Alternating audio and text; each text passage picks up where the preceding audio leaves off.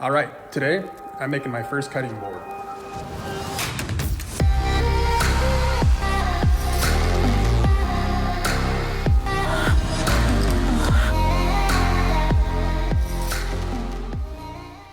All right, so like I said, this will be my first cutting board ever. Crazy, I know.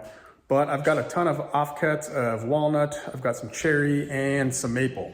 So I'm just gonna kind of do this on the fly. I've got a little bit of a design in my head, but I've never done this, so I'm either gonna screw this up or it's gonna work out great. So let's get after it.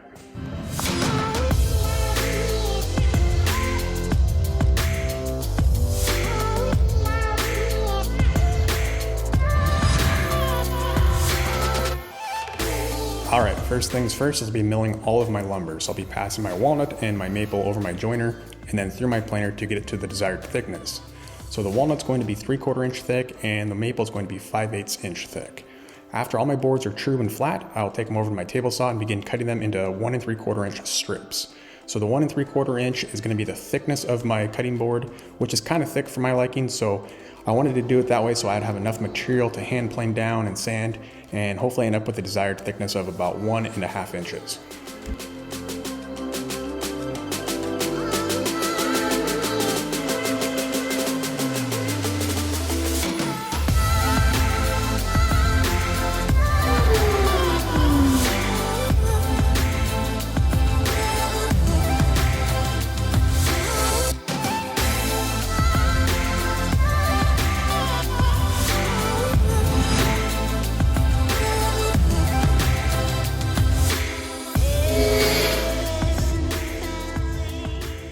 After avoiding getting impaled with the planer, I'm gonna mess around with the pattern that I want, so I'll be laying all my strips out, kind of moving things around until I like it.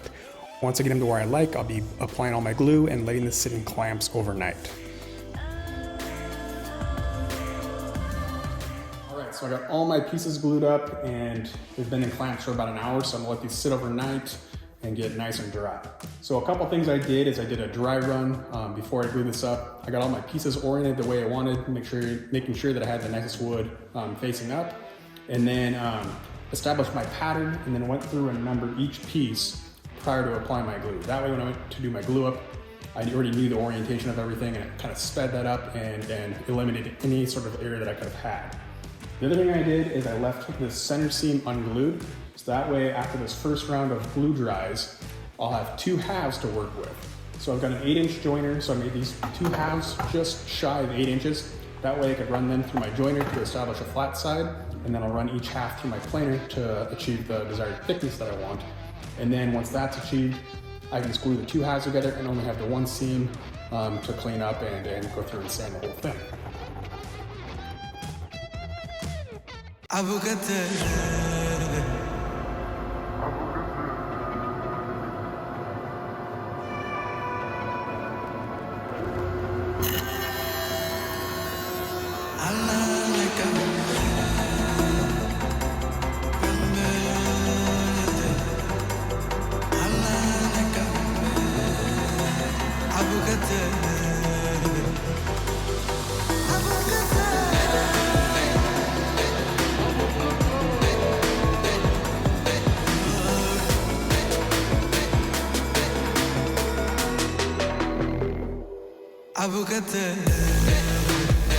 All right, so I got the 2 halves jointed and planed. So now all that's left to do is get some glue on this inner seam, glue it up, get it in clamps, let it sit overnight, and then tomorrow I'll come back and start designing the weaved curved pieces that I'm gonna be doing in the center out of the cherry.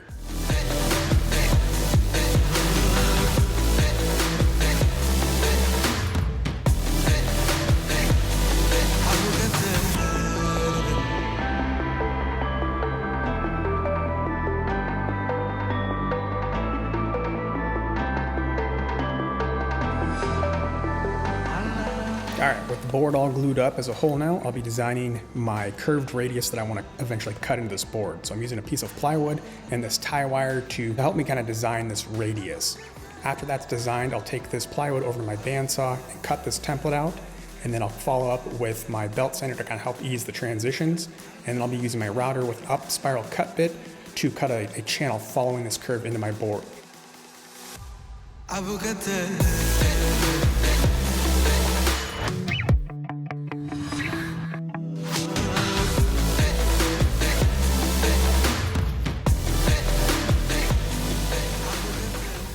Now with some CA glue, I'll be temporarily gluing this template on my cutting board. Then I'll come back with my 1/4 inch up spiral cut bit in my router and cut a groove about halfway through the board, and this will give me a path to follow when I take it over the bandsaw to finish this cut all the way through.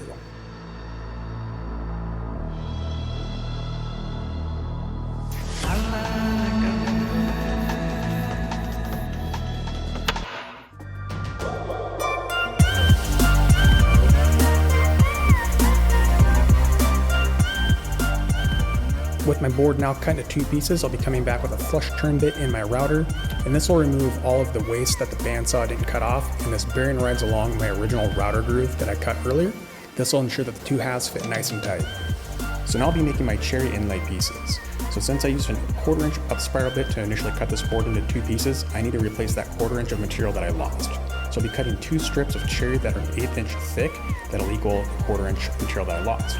And then by cutting them into 2 individual pieces, it'll help when I glue this together and making that bend radius that's in the center of the board.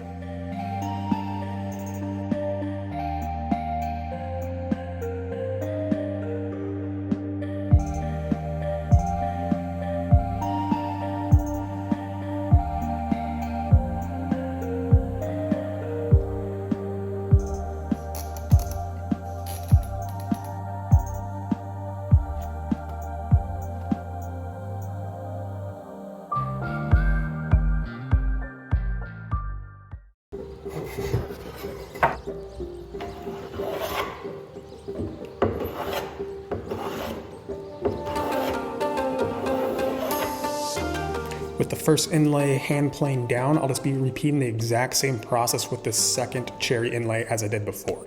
So, router out that groove, cut it on the bandsaw, come back with my flush turn bit, cutting all that remaining material that the bandsaw didn't cut off, and then be gluing up another set of cherry inlays.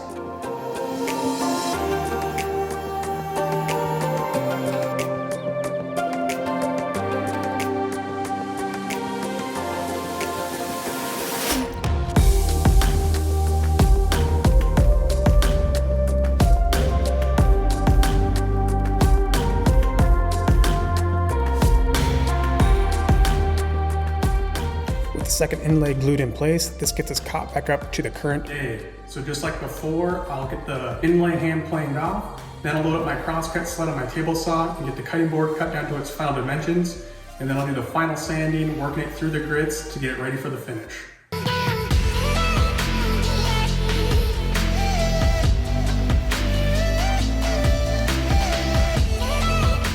First round of sanding is done on this board. So something I'd noticed when I was gluing both these inlays up, the first one and the second one, is my seams weren't as tight as I'd hoped. I didn't execute something with my router and bandsaw game as well as I expected.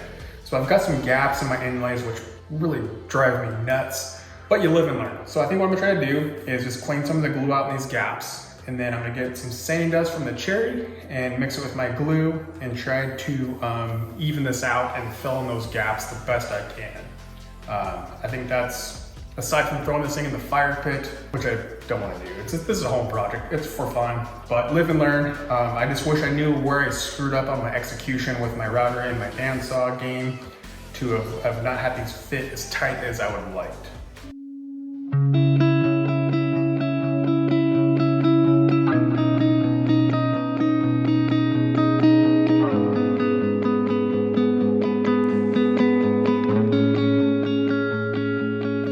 Although these first-time projects can be kind of daunting to take on at times, don't let that discourage you from trying something new. These are some of the best learning experiences you can have. And I was able to remedy those small gaps with a little bit of sanding dust and some wood glue, and I guarantee the next one I build will be even better.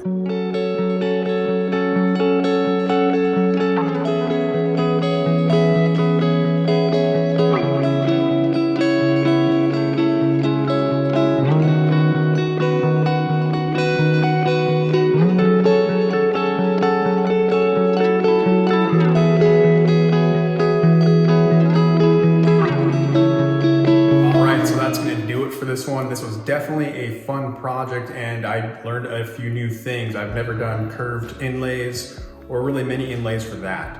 I do still have some slight gaps in my inlays in the board, but most of them were actually remedied by just using some cherry sanding dust and some wood glue and then just feathering it in. As far as the finish goes, I used a homemade beeswax and mineral oil blend that I made a couple years ago to use on all my tool surfaces and most of my shop furniture. And it works great on cutting boards, and I think it made the wood grain and the colors really pop in this board. So I hope you learned something from this project. Thanks for watching. Make sure to hit that subscribe button, give me a like, and I'll catch you on the next one.